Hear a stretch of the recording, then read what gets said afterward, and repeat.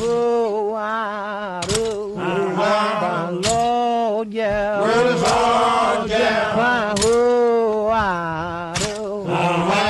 Lord, yeah. Lord, yeah. I made you a living when I was free. When I was free. I made you a living when I was free. When I was free. I'm in a world of trouble. You won't write to me. Won't write to me. I'm in a world of This is the Burrow House, a plantation home in tiny Stateburg, South Carolina, about 10 miles west of Sumter.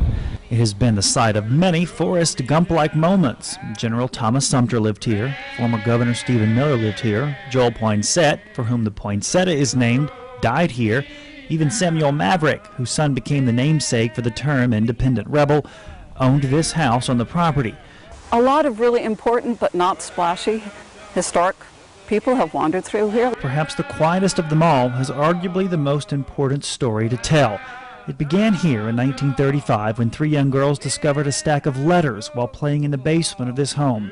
Those letters, now held at USC's Caroliniana Library, tell the story of a slave named April. There's been a really good job of whitewashing a very awkward discussion. I'll be so glad when the sun goes down. When the sun goes down. I'll be so glad when the sun goes down. When the sun goes down. Night all let's leave. He was the wealthiest black man in South Carolina, the 4th wealthiest in the South, wealthier than more than 90% of whites. In 1802, a white plantation owner named William Ellison lent one of his young slaves, April, to work for a gin maker in Winnsboro. April quickly became the go-to man for repairing the expensive cotton gins throughout the Sumter area. What did the Ellisons say when they come?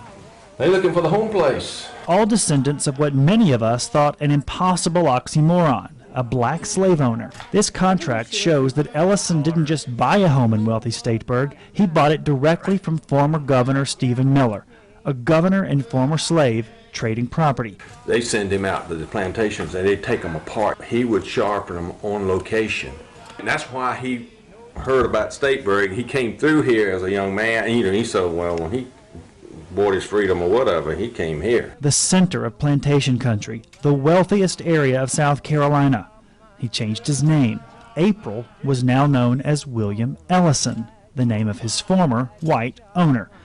His gin business prospered. He bought this home, hundreds of acres of land, and eventually 68 slaves to work that land. Well, I looked at old Hannah. Well. Turning red. You turn. I had a black ophthalmologist come through here, Ellison, and we sat on this couch right here. And his great-great-granddaddy owned 68 slaves, and here I am, white, over here, and my great-great-granddaddy didn't own any slaves. And it was like somebody blew a dog whistle in a kennel. Everybody was just kind of turning their head, not knowing how to handle all this. History tumbles you. And what little we can learn about Ellison as a slave owner isn't pretty. The book Black Masters chronicles Ellison's life in the antebellum South and suggests that his slaves were the worst fed and clothed of any in Stateburg. It also suggests that Ellison was a slave breeder, selling off infant girls, a practice even some white owners found cruel. Whatever the case, Ellison certainly had a good relationship with other white aristocracy. Just a few hundred yards from the Ellison home is the Ellison graveyard, private, neither mixed with other white nor black tombstones, symbolic of his unusual position in the pre-war South, a position so few of us even knew existed. Whatever happened during Reconstruction and then up through the Jim Crow era, anything and everything that had to deal with the relationships between the blacks and the whites just went underground. And may have remained so, if not for a stack of letters found under his house.